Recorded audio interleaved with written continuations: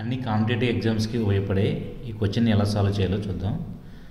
The simplified value of 1 minus 1/3 into 1 minus 1/4 into 1 minus 1/5 so on 1 minus 1/99 into 1 minus 1/100 is. ఇక్కడ చూడండి 1 minus 1/3 అంటే ఎంత వస్తుంది? 2/3 వస్తుంది. ఇంటూ 1 మైనస్ 1/4 అంటే ఎంత వస్తుంది?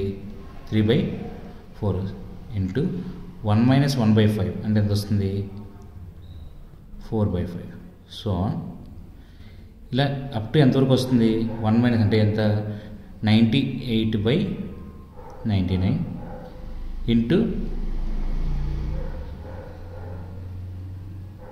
100 మైనస్ 1 99/100. ఇక్కడ చిన్న లాజిక్ ఉంది చూడండి ఒకసారి. ఇక్కడున్న ఫస్ట్ టర్మ్లో ఉన్న డినామినేటర్ నెక్స్ట్ న్యూమినేటర్ క్యాన్సిల్ అవుతుంది. అదేవిధంగా సెకండ్ టర్మ్లో ఉన్న డినామినేటర్ న్యూమినేటర్ క్యాన్సిల్ అవుతుంది.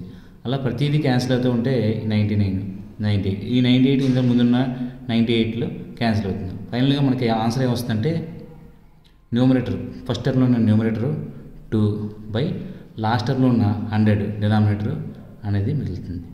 2/100 అంటే ఎంత? 1/50. 1/50 అనేది మనకి ఆన్సర్ అవుతుంది. దీనికి సరైన సమాధానం సి 1/50.